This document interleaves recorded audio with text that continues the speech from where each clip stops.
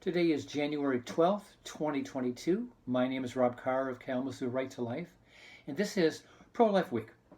Well, two items on the docket this morning.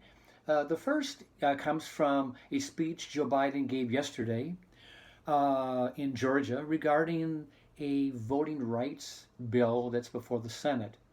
And in his speech, he is urging senators to abolish the filibuster. And that would be a very devastating blow to American democracy. And it would also give the Democrats three objectives.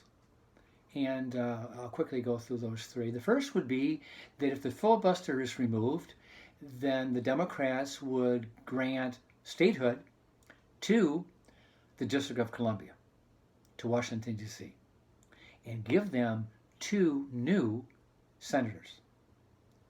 Now remember, right now the Senate is 50-50. So if 50 Democrats voted for statehood and 50 Republicans voted against statehood, then the Vice President, Kamala Harris, steps in, and she is the tie-breaking vote that would give D.C. statehood. So don't be fooled by that 50-50, because Democrats, if they're all together, would vote. If they vote as a group, they would succeed because of the Vice President's tie-breaking vote. So the filibuster, removing the filibuster would give D.C. statehood, two new Democratic senators.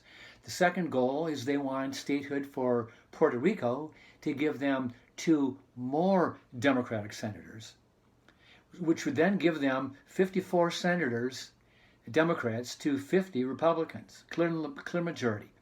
Third goal is, that we've mentioned this before, is to pack the Supreme Court and enlarge the court from 9 to 13 members. They want to give the president the opportunity to create 4 new positions on the court, fill them with 4 liberals, to give them a 7-6 liberal majority. Because right now the court is 6-3 conservative. But if you add 4 to the 3, you've got 7.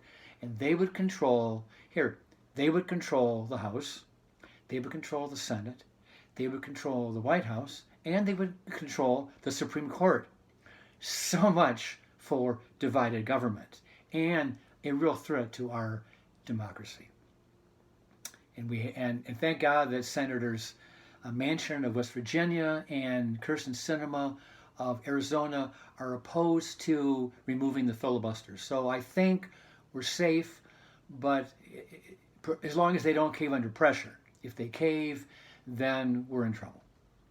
The second item happened on Friday, this past Friday, where a coalition of pro-abortion and liberal organizations filed papers to launch a petition drive to place a referendum on the November 2022 ballot. That's the midterm elections coming up in about 11 months. And this referendum, would eliminate Michigan's 1846 pro-life law that bans abortions throughout all 9 months of pregnancy except for the life of the mother. And the bill was reaffirmed in 1931, but it's the same bill from 1846. And these liberals, in Michigan, they can read the tea leaves, and they can see that with the Dobbs case before the Supreme Court, the court very well could either overturn Roe v. Wade completely, or severely restrict it and give states great latitude in passing restrictive laws that heretofore would have been unconstitutional. But the court very well could relax some of those guidelines. So what would happen if voters had the opportunity of voting for a referendum to overturn our law? Well, obviously, the question is, what will be the wording of this referendum? Is it going to be a referendum that says that we're going to make abortion legal in the first trimester? Do we think that's going to happen? First trimester? I seriously doubt that. More likely, these liberals are going to want to pass a law in Michigan similar to the law passed in New York State 2 years ago, signed by Governor Cuomo. And that law basically codifies Roe v. Wade throughout all 9 months of pregnancy, that there are no restrictions, there are no limits to abortion. It's reproductive health care, and no organization, no group, no legislator, nobody can interfere with that woman's right to abort her pregnancy throughout all 9 months. And I have a feeling that's what's going to come before the Michigan voters in 2022. So, and that could be a big risk, because I'm convinced, at least I'm hopefully convinced, that the voters in Michigan are not as liberal as the voters in New York State. And there may be support for abortion in the early stages of pregnancy, but I have to believe that the majority of Michiganders do not want to see a law that permits abortions throughout all 9 months of pregnancy. I just have a hard time believing that Michigan's voters are that crazy and liberal. I just have a hard time believing that's going to happen. But I do believe that the radicals, the Democrats, the pro-abortion people in this state, they are hell-bent on making sure that every vestige of our law is removed. And if our law is removed, then parental consent is gone.